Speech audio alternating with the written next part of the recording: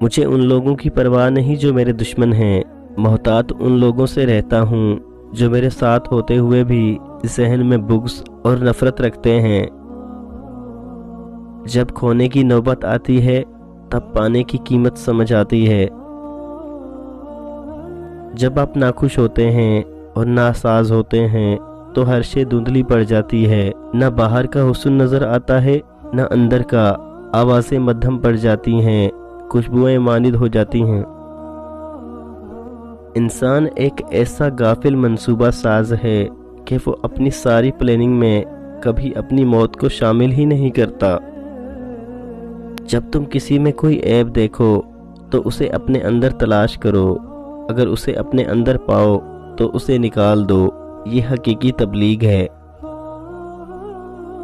خوشی ایسے میسر نہیں آتی کہ کسی فقیر کو 2-4 آنے دے دیے، خوشی تب ملتی ہے جب آپ اپنی خوشیوں کے وقت سے وقت نکال کر انہیں دیتے ہیں جو دکھی ہوتے ہیں، اور کل آپ کو ان دکھی لوگوں سے کوئی دنیاوی مطلب بھی نہیں ہوتا۔ میں جانتا ہوں کہ میں کچھ تو ہوں، کیونکہ میرا رب کوئی بھی چیز بیکار نہیں بناتا۔ اس فقیر نے کہا، اب اس سرحد کو چھوڑ کر دوسری سرحد کی طرف چلا گیا۔ وہ کہنے لگا کہ موت یہ نہیں تھی کہ اس کتے نے آنکھیں بند کر لیں اور یہ مر گیا۔ اس کی موت تو اس وقت واقع ہوئی تھی جب یہ زخمی تھا اور لوگ اس کے قریب سڑک کراس کر رہے تھے اور کوئی رکا تک نہیں تھا۔ مرد کے اندر عورت کی ترغیب فطری طور پر موجود ہے۔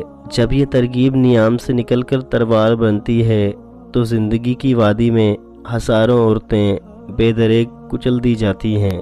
اس لیے چوری چھپے آشنائی کا حکم نہیں ہے، اس سے صرف عورت کا تحفظ ہے کہ وہ اس ترغیب کے ہاتھوں روندی نہ جائے۔ نگاہ نیچی رکھنے کا حکم ہے تو عورت کی حفاظت کے لیے ہے۔ حیا سے اور پردے سے اللہ پاک کو تو کوئی فائدہ نہیں پہنچتا ہے۔